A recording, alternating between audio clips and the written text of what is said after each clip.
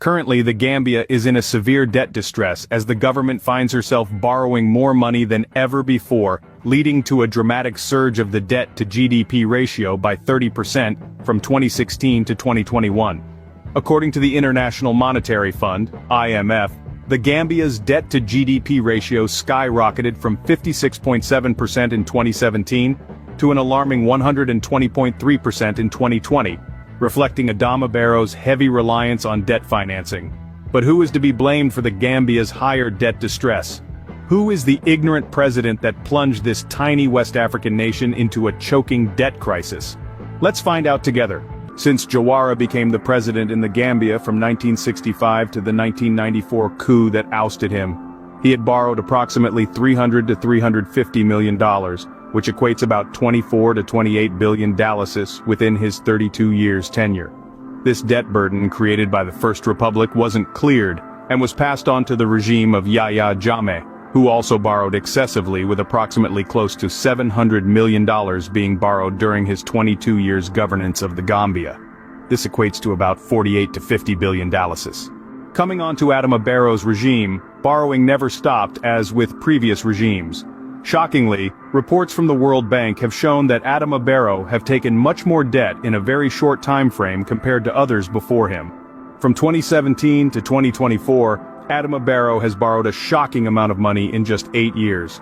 The amount will shock you, as it shocked many financial experts around the globe. Figure borrowed by President Adama Barrow.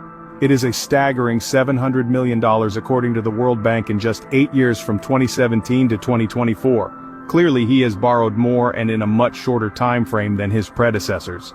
In this manner plunging the Gambia into debt crisis and the never-ending cycle of borrowing.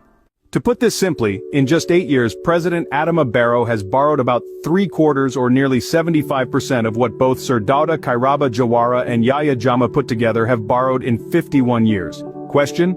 If Adama Barrow has borrowed 75% in 8 years of what both Yahya Jammeh and Sir Dawda Kairaba Jawara have borrowed in 51 years, how much is he going to borrow if he is to spend 51 years in power? Well, based on our own estimations, this is not a figure given by financial organizations.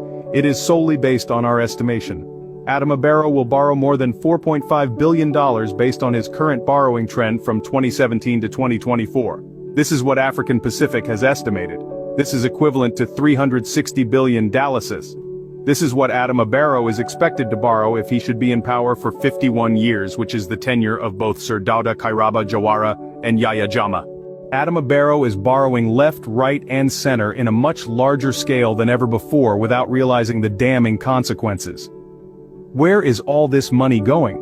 Well, according to the World Bank, 85% of funds borrowed are earmarked specifically for infrastructural liabilities.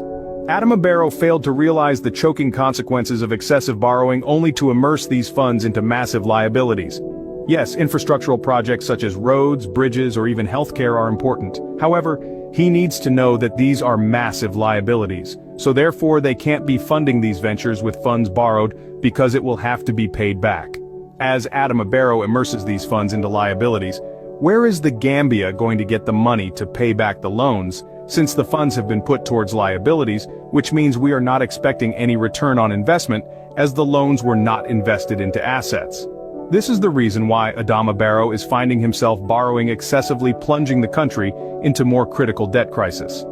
To add more fuel to the fire, Adama Barrow has opted for constant tax increments, increasing taxes all the time. In their minds, they believe that this will help the government collect more revenue, but little do they know that this will only hurt the economy, and a continuous depreciation of the Gambian dalasi. To put things simply, the more taxes Adama Barrow imposes on Gambians, it will lead to the weakening of the economy because more taxes will make people want to spend less, which means less money in circulation for local businesses, ultimately forcing them to close down.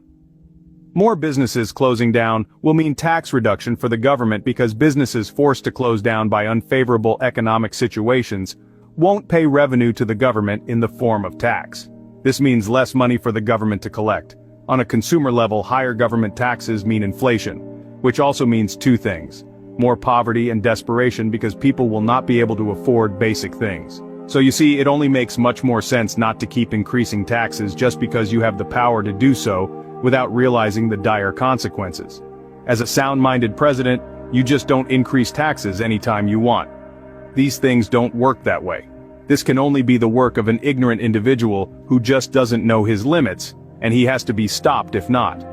By the time he leaves office, the economic damage will be beyond repair. In this manner, we will lose our tiny country, the smiling coast of Africa. Comment down below on who you think has plunged the Gambia into the severe debt crisis.